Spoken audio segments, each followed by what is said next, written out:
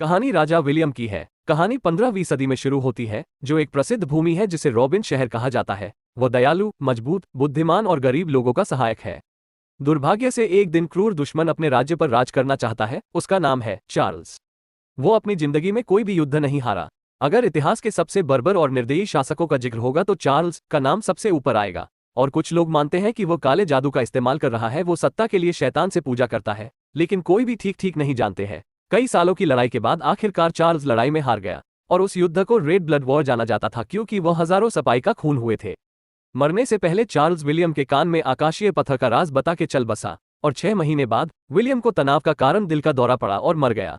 राजा उस युद्ध के बाद हमेशा कुछ चीजें अपने बैग में छुपाने लगे थे, और ये सब उसके बेटे हेनरी ने नोटिस किया। फिर 6 महीने बाद तब राजा मर गया। तब उस बैग से अनोखा पत्थर, किताब और अमृत मिली, जो इस दुनिया की नहीं थी और काफी प्राचीन वस्तुओं में से थे, और वो इनका राज ढूंढ निकल पड़ा। काफी महीनों बाद उसको पता चला इनके राज, और जब से इसने अपना साम्राज्य और पैसे से इनको एक जगह महफूज छुपाया और सब एक किताब में लिख लिया, और अपने बेटे से कहा कि इसका राज उसका सच्चा वंशी ढूंढ सकता है, और जब तक इसके परिवार को गरीबी ही सहनी पड़ेगी। आज की कहानी शुरू होती है 2015 में, और ये लड़के का नाम जेम्स है, जो पढ़ाई में और दिमाग से तेज था। पर एक दिन इसको एक बीमारी होती है, हंटिंगटन रोग नाम की बीमारी, जो जेनेटिक डिसऑर्डर होती है, दिमाग की कोशिकाओं पर असर डालती है। लक्षण 25 साल के उम्र में शुरू होते हैं। इसके लक्षण इनवॉलंटरी मूवमेंट्स, न्यूरोलॉजिकल डिसऑर्डर्स हैं, पर इसका इलाज उपलब्ध है, पर उसके लिए काफी पैसों की जरूरत है, और यही बीमारी उसके पिता को है। और जब इसके पिताजी इसकी वंश की कहानी बोलते हैं, ये गरीबी और बीमारी हमें 15 सेंचुरी में हेनरी से शुरू हुई, और हमारा असली वंश इस राज को ढूंढ सकता है, या सब राज एक बुक में लिखे हैं।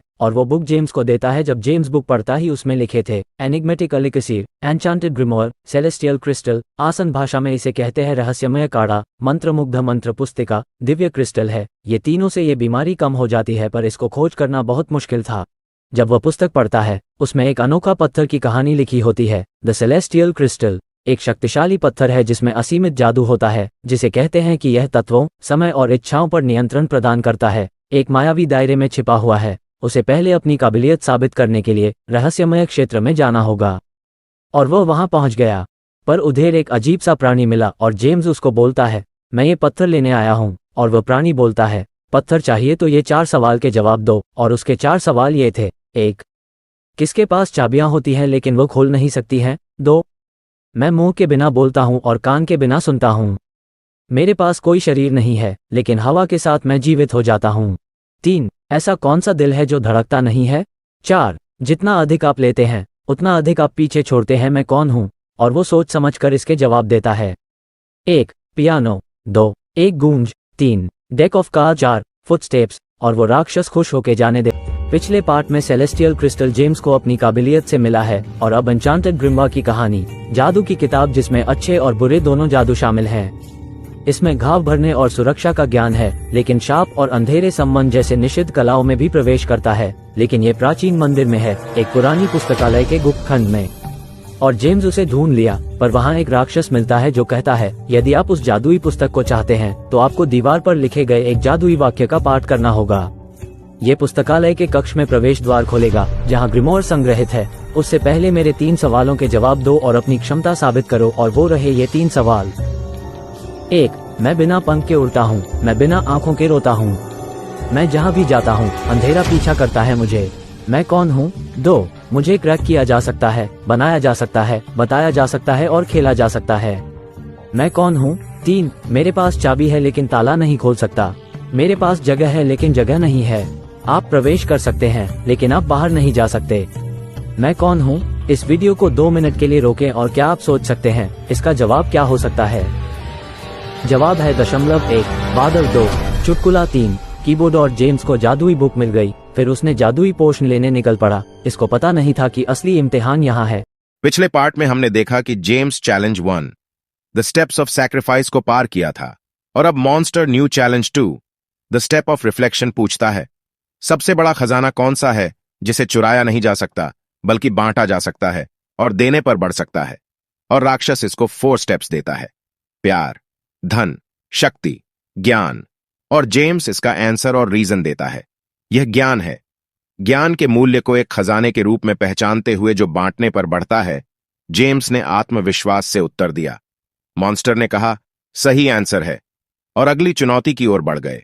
Challenge 3 the steps of perception. हमारी रियलिटी और परसेप्शन को आकार देने वाली अदृश्य शक्ति क्या है जो छुआ या देखा नहीं जा सकता है? और राक्षस इसको 4 स्टेप्स देता है। Time, emotions, external influences, thoughts. James इसका जवाब विचार देता है, जानते हुए कि हमारे विचार ही हमारी दुनिया की धारणा को आकार देते हैं।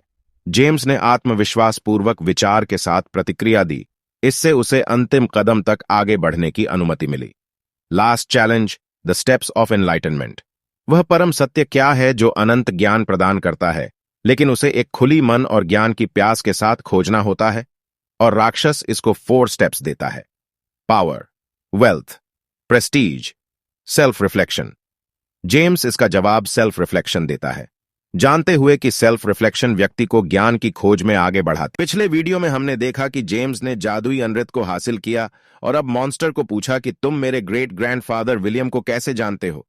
और मॉन्स्टर ने कहा, यह सब कहानी 15वीं सदी में शुरू हुई, जहां चार्ल्स नाम का एक शख्स जो अच्छा और ईमानदार था, जो बुराइयों को मिटाने और सबको एक साथ रहने की भावना रखता था, और उसने शक्तिशाली पत्थर का इस्तेमाल किया। पर तुम्हारे दादा विलियम ने जादुई किताब का गलत इस्तेमाल किया और चार्ल्स को रोका। जब चार्ल्स मरने पर जादुई अमृत का राज बताया था, तब विलियम की बुरी भावना आ गई और इस तरह तुम्हारे वंश को श्राप लग गया।